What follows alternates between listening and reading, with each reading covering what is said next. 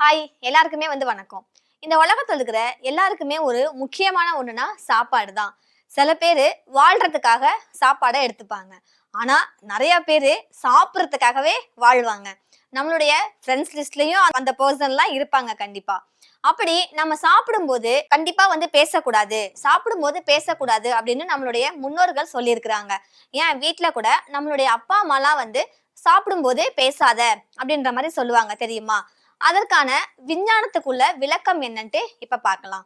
நம்மளுடைய முகத்துல மண்டை ஓட்டோட கபாலத்தோட அடிப்பகுதியில தொடங்கி குரல் வளையோட கீழ்ப்பகுதி வரைக்கும் தொண்டை அப்படின்னு சொல்றது மருத்துவம். இந்த தொண்டையை 3 பகுதியா நம்ம பிரிக்கலாம்.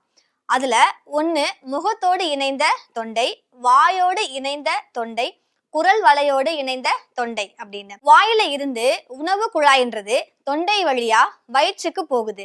அதே மாதிரி மூக்குல இருந்து சுவாச குழாயும் தொண்டை வழியா உணவு குழாய கடந்து நுரையீரலுக்கு போகுது.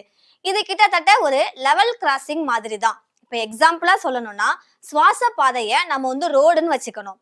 உணவு பாதை தான் ரயில்வே கேட், அந்த ட்ராக்குன்னு நம்ம வச்சுக்கணும். ரோடுன்றது எப்போதுமே ஓப்பன்ல இருக்கும். காற்று போயிட்டு வந்துகிட்டே இருக்கும், நம்ம சுவாசிக்கிறது. உணவு பாதையில உணவு வரும்போது, அதாவது நாம சாப்பிடும்போது அந்த சுவாச பாதை மூடிக்கொள்ளும். உணவு போனோன்னு மீண்டும் திறந்து கொள்ளும். இது ஒரு கதவு அமைப்பு மாதிரி தான் அப்படின்னு நம்ம சொல்லலாம். இந்த உணவு குழாய்க்குள்ள காற்றோ இல்ல சுவாச குழாய்க்குள்ள உணவு பொருளோ கண்டிப்பா போயிடக்கூடாது. அப்படின்றதுக்காக தான் பேசிக்கிட்டே சாப்பிடக்கூடாது அப்படின்னு சொல்லுவாங்க.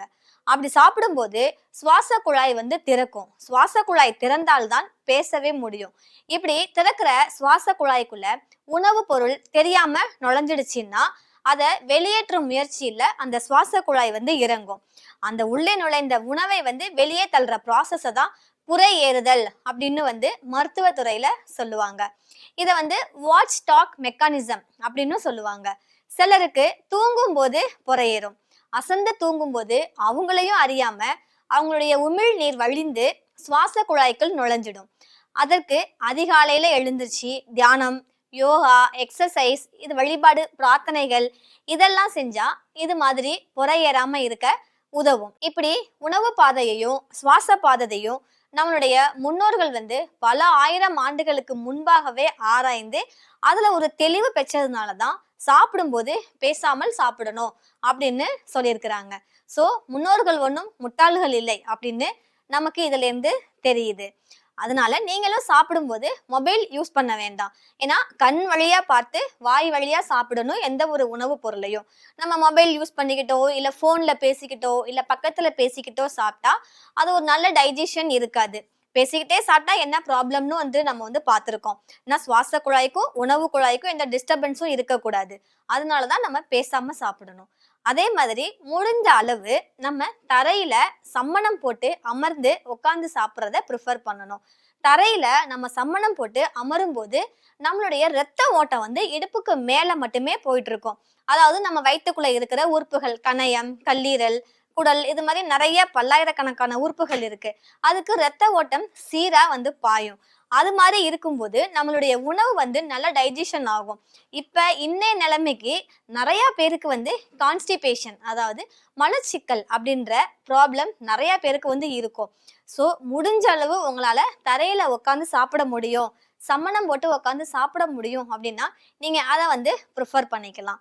அதே மாதிரி மொபைல் பார்த்துக்கிட்டு சாப்பிட்றது இல்லை மொபைலில் பேசிக்கிட்டு சாப்பிட்றது இதெல்லாம் நீங்கள் அவாய்ட் பண்ணீங்கன்னா உங்களுடைய ஹெல்த்துக்கு ரொம்பவே இது யூஸ்ஃபுல்லாக இருக்கும். ஏன்னா ஒரு சின்ன பட்டாணி சைஸில் இருக்கிற உணவு கூட சுவாச குழாயில் போயிடுச்சு, தவறுதலாக நம்ம பேசும்போது சுவாச குழாய் ஓப்பன் ஆகி அந்த சாப்பாடு சுவாச குழாயில் போயிடுச்சு அப்படின்னா கூட அந்த இடத்துல மூச்சு விட முடியாமல் மூச்சு திணறி இறந்தவங்களும் இருக்கிறாங்க. சின்ன வயசு குழந்தையா இருக்கட்டும், பெரியவங்களா இருக்கட்டும். நம்ம டாக்டர்ஸ் கிட்ட கேட்டோம்னா மெடிக்கல்ல நிறைய ஃபைல்ஸ் இப்படி பதிவாயிருக்கு. சுவாச குழாயில உணவு சிக்கி மூச்சு அடைச்சி மூச்சு விட முடியாம இறந்தவங்க நிறைய பேர் இருக்காங்க. ஸோ நாமளும் இதுக்கப்புறம் இந்த வீடியோ நீங்க பார்த்ததுக்கு அப்புறம் சாப்பிடும்போது பேசாம சாப்பிட ட்ரை பண்ணுங்க. முடிஞ்ச அளவு தரையில உட்காந்து சம்மணம் போட்டு சாப்பிட்றதுக்கு ட்ரை பண்ணுங்க.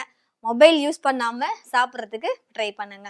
இதே மாதிரி வேற யூஸ்ஃபுல் வீடியோவோட நான் உங்களை இன்னொரு நாள் மீட் பண்றேன். தேங்க்யூ.